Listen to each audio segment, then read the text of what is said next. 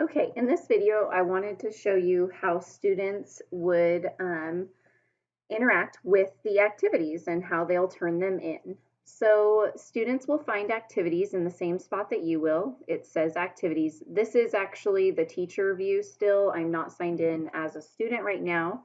So I just want to show you how you can see exactly what a student sees. So a student is going to see the activities over here with the most recent activity posted at the top. So students can come here where it says add response, just like you can. So if you want to practice this or you want to show your students in a Zoom meeting how they will do these activities, you can give them a little tutorial in Zoom. So you'll click add response. I'm going to add a response as a sample student. Every teacher account has this option so that you can do exactly what I said. You can model this for your students. So in this activity, I just pulled this from the community library. It's a self-portrait activity. If I assigned this to my students, I would have edited and I would have taken off the PD activity too, but this is PD, so it kind of makes sense. So I would give my students a project like this maybe for the first week of school. Give them a chance to create a self-portrait and tell me a little bit about themselves.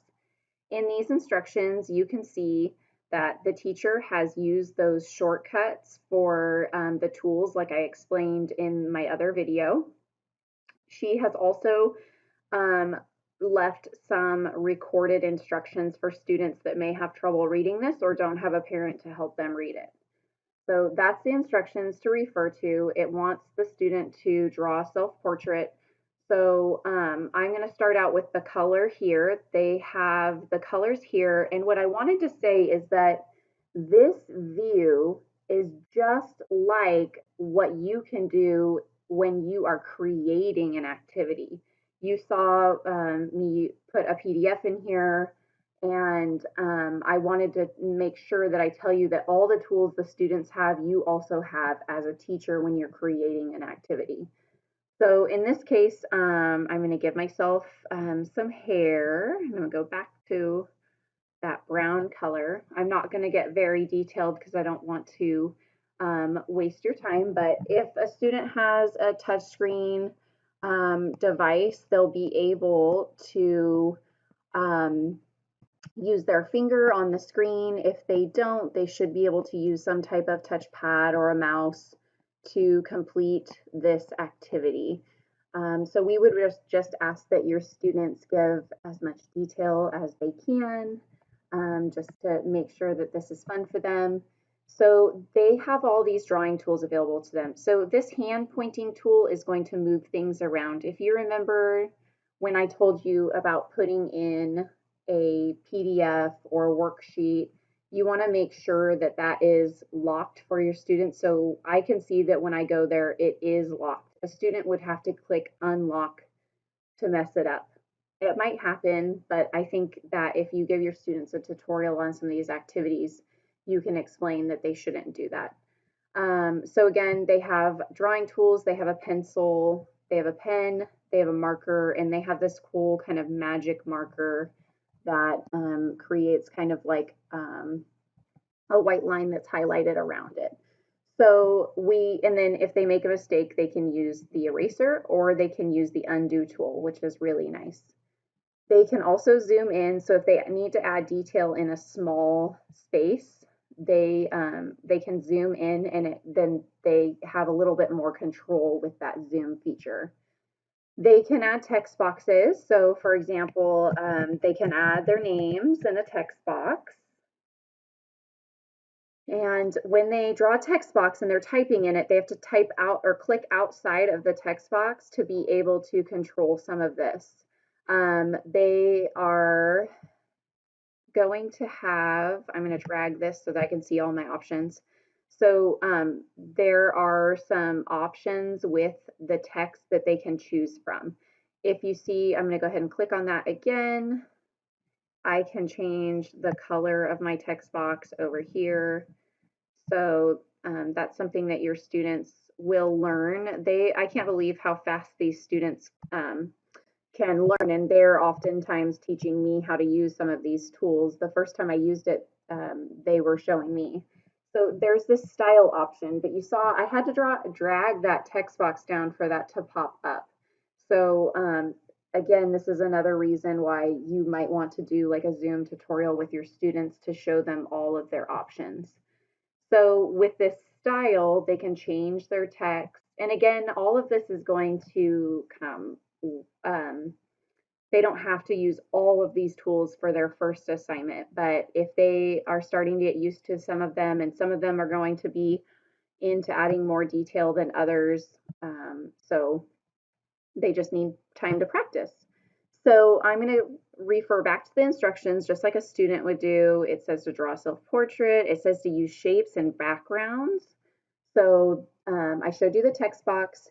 It also said to use the record tool to say something about themselves. So if they're going to use this record tool, it gives them a countdown and then it says go. Okay, so it's recording me right now. I can say, my name is Joanne and I am a teacher at Cole. You get the point. So then they would click done, and then that recording pops up so that the teacher can listen to it when the teacher gets on to look at the assignment. So you can see that it would be a good idea to tell students not to add a recording. And then it says go. Okay, so it's recording me right now. I can say, so I'm going to pause that because I pressed play. But you can see that it probably would be best if students added that recording at the end of their picture, because it's going to put the play button right on top of it, what they have. So students also have the option to take video or photo. So if you want your students to take a picture of themselves, they can do that. This is a secure environment now. Nobody else would see their work because we've toggled that switch off. So if you didn't listen to my other videos about distance learning, there's a button in the settings that you turn off to where students can't see each other's work. And then it is a secure environment, and students can share photos and other students won't be able to see them. They can also record videos. So if you have kindergartners and you want to hear them reading, they can take a video of them reading a book. So that's kind of nice. And they also have the upload button just like we do. Okay, so they can upload a photo. They can't upload any documents. If they try to, it's going to block it. But this, if you remember, was the photo option. So they can take a live photo, they can take a live video, they can also upload a photo if that helps.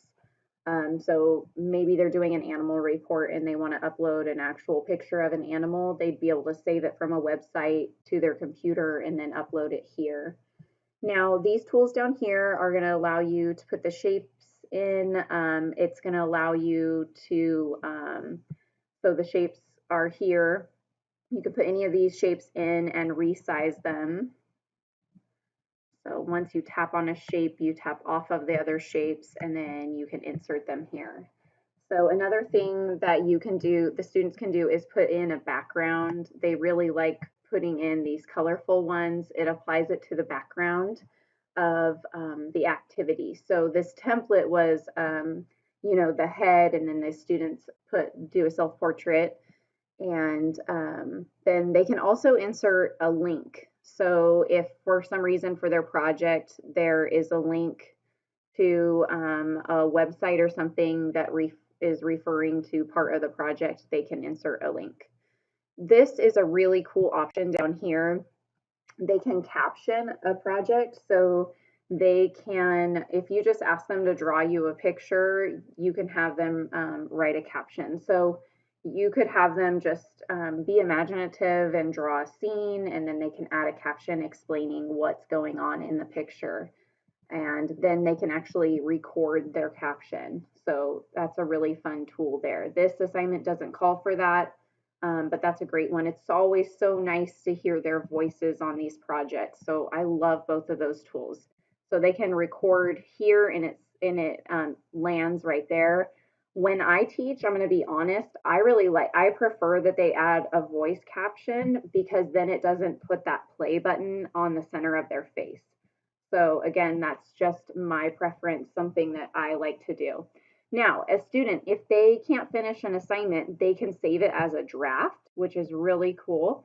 And then they can come back to it later. So you can see it says there's a draft visible, and the students will see that too. And then they can come back in.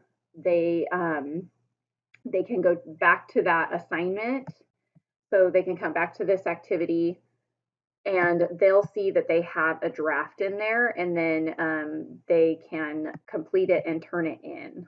So I'm going to go back there. Here's sample student. If I click sample student, remember there's that draft that I was talking about. Okay, so if I click show draft, I think I can go here maybe and edit item. So I can go back and edit it. That's how I would get it. But students have an easier button. They can just go in and it allows them to just edit their draft where they left off. So I'm going to show you that one more time. So I don't want to do that. It says delete and start over. It does warn students, but I've had students do a whole project and somehow delete it just like I did. So I'm going to click draft again because I want to show you again how to get into that draft. So you'll see I'm selected here as sample student. Students are not going to have that need to click on their folder because only their folder is going to show up in the student one. So I have to click show draft here, and then I have to go down to these three dots, and then I have to select edit item. Like I said, for students, it's easier. It just automatically shows them that they have a draft and they just are able to complete it. So if I come back in and I finish it, I'm going to click this check mark to turn it in. And then as a teacher, you'll see that you will have things for review, because whenever a student turns in an assignment, there is something that tells you that they have turned it in. So I'm going to go back into activities and make sure that I covered all the tools so that you can see how students might complete these assignments. So you'll remember in another video, I created this assignment. It's very boring and plain. There's no fancy colors to it. I could have added a background, etc. So I'm going to come in here and I'm going to click add response again as the sample student. And so you can see in here, remember that zoom tool? That would be really convenient for this activity so that students can zoom in and they can see these a little bit more clear. They can come in with the pencil tool, or they can use the pen tool, whatever. You can allow them to have some creativity with what they're doing. And basically they would come in here and they would fill this in. And I know that this might be a little bit difficult for younger kiddos because of the fine motor skills. So if you need to, you can, when you create this, you can create text boxes that are locked into place. So you would need to create a text box on each one, lock them, and then they'd be able to do this. Or you just simply show them how to zoom in like I showed you, because they can get pretty close, and then they can write. And also remember, this was an already pre-done PDF, and if I was creating this, I would probably want it to be a little bit bigger font if it was for young kiddos. So, whoops, I didn't mean to make that mark. So now you can see how they have to drag this to be in that area. But I just wanted to kind of show you a couple different assignments so that you can see how fun and useful Seesaw is for students. So again, I'm going to turn this assignment in and show you that one last assignment that's in, or activity in here, bouncing back and forth between activities in Seesaw and assignments in Google Classroom, because they call them different things. So here I have that place value assignment. I think I kind of went into how the student would complete it in that video. But again, students have options. If they want to add a text box for their response, like this answer would be 21, they can type in 21, type out of there, or click out of the text box, and then they have options to change up what this text box looks like. They have to click on these three little dots, go to style, they can choose a cool font, they can use the handles to kind of drag it. Again, students don't need the freedom to do this, but older students are totally able to do this. Younger students, when you assign the assignment, if you want them typing in text boxes, you would want to put those text boxes in for them, and then you would want to choose that lock feature. So now that text box is locked, it can't be drug around. So just options, options, options. So again, I can go back to this writing tool down here. And I think that was like one of the biggest learning curves students had, was making sure that they had the right tool selected down here. A lot of times they'll be working with text boxes and then they want to go draw on the screen and they forget to change their tool on the bottom. All things that you can teach them how to do. So very, very fun. Okay, so I'm going to go ahead and turn that one in, even though it's not complete. But again, I just wanted to see, I wanted you to see what it looks like for a student to engage in your activities. So if I come in here to my journal, I can see all of the activities that I have completed. And this is what you'll see for your students. But again, your students are only going to see their own work because we want to set up that secure home learning environment. Normally at school, students would be able to look at each other's projects and they'd be able to engage with each other's projects by clicking the like or comment if you allow it. You can turn the commenting and the liking off, okay? So you as a teacher have all of these tools. So if you want to add a comment and you can say, great job, you forgot to answer the question. So if you want to give your students some feedback, you can do that. So I can post this comment. You also have a private teacher note. So that would only be visible to teachers. So if you wanted to add another teacher to this project and you wanted to discuss the students' work together. So for example, if there's an RSP teacher that's in your part of your class, you guys can discuss how a student did in this project, okay? Now you can tag student posts with skills. I haven't gotten into the skills ratings yet, so that video is going to be coming later. Oh, it's included with Seesaw Plus. That's probably why, because I haven't had Seesaw Plus for very long. So you would not have that option with the free version. I'm going to exit out of here.